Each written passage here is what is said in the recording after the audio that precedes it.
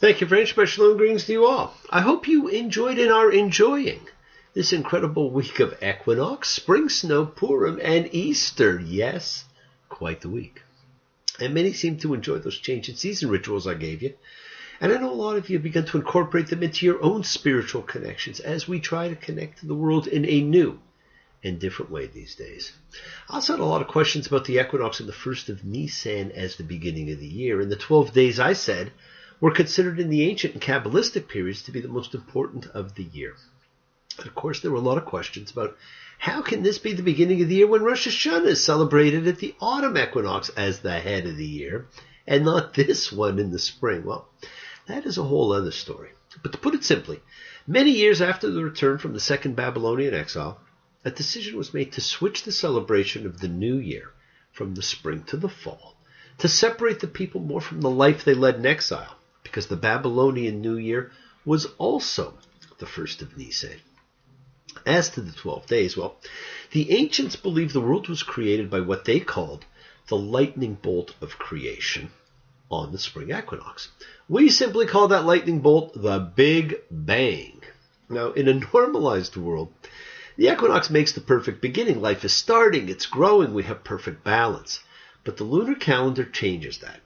So the 12 days begin with the first of the year, the first of Nisan, and because it is usually around the equinox and we are at the beginning of the cycle of life, the first 12 days of the month represent the 12 months of the year you are forging.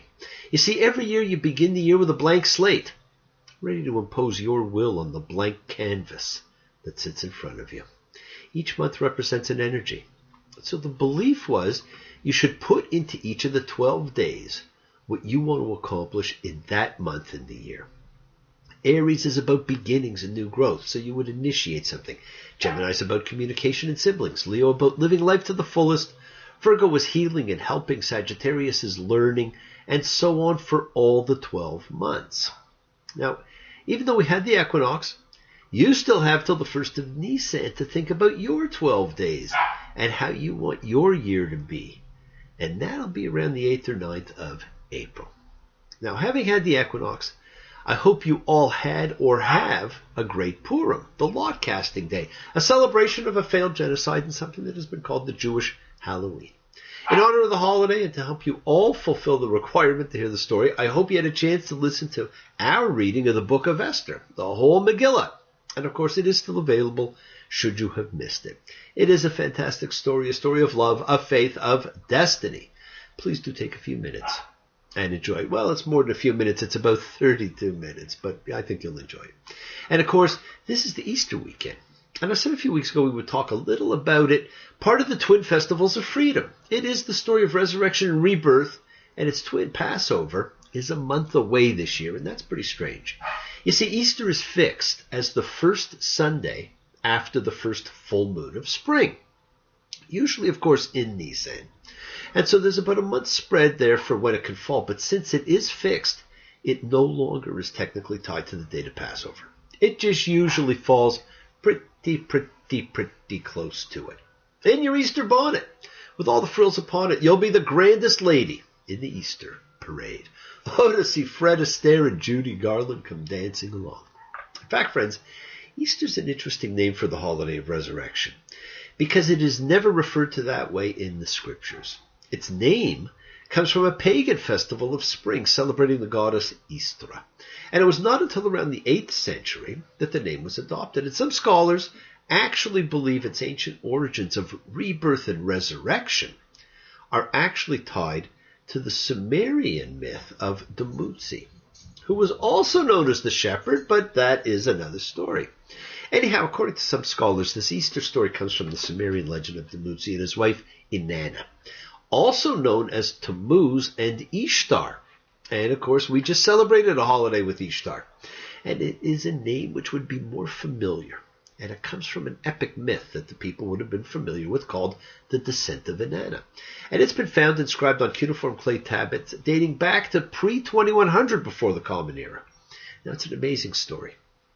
When Dumuzi dies, Inanna is grief-stricken and follows him to the underworld. In the underworld, she enters through 7 gates. There's that magic biblical number of creation. and her worldly attire is removed. Naked and bowed low, she is judged, killed, and then hung on display. In her absence, the earth loses its fertility, crops cease to grow, and animals stop reproducing. Oh, there's animals right now. Unless something is done, all life on earth will end. Well, after she's been missing for 3 days, her assistant goes to other gods for help. Finally, one of them, Enki, creates 2 creatures who carry the plant of life and water of life down to the underworld, sprinkling them on Inanna and Dumuzi, resurrecting them, and giving them the power to return to the earth as the light of the sun for 6 months.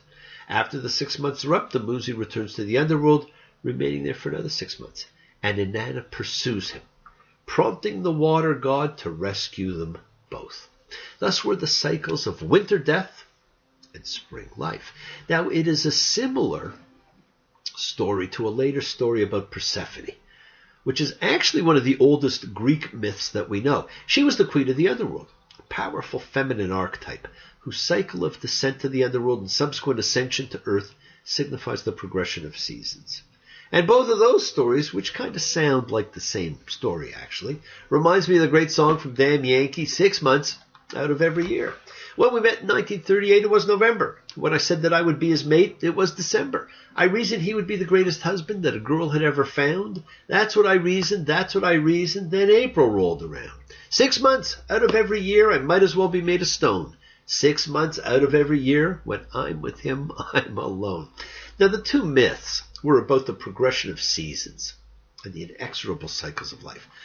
And the song from Dang Yankees was about the baseball season, similar, I suppose, in their own way. And so really, all 3 of these stories, Dumuzi the shepherd, Persephone, the queen of the underworld, and Easter, are all stories of rebirth, of resurrection. And perhaps in its next incarnation, it will be about the story of the rebirth of man in a unified sense of spiritual unity. And rebirth is what is celebrated by so many of the holy days. The upcoming Festival of Unleavened Bread is the annual rebirth of freedom. And of course, it has been superseded as the holiest day of the year by the high holy day of Yom Kippur, the other lot casting day, the annual rebirth of our souls by the gift of atonement and forgiveness. Friends, just as Hanukkah and Christmas are the twin festivals of light, Passover and Easter are the twin festivals of freedom. Passover, what was the most important holy day in the Torah, the ultimate celebration of freedom, and Easter, with the Last Supper, which was, of course, the last Seder of Yeshua ben Miriam, and it is probably the most famous Seder in history. The painting of it in Milan is pretty incredible, I will tell you that. But strip away the dogma, and you have 2 celebrations of freedom, one from fear, one from sin.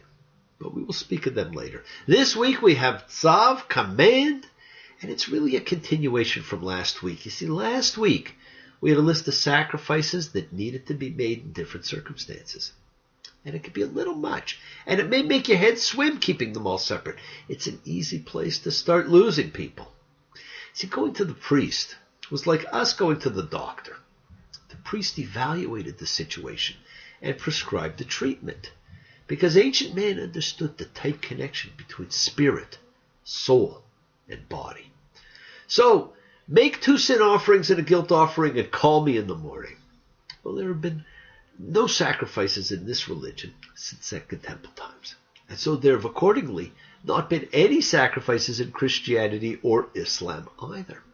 So is it any wonder so many lose interest here at the halfway point? No.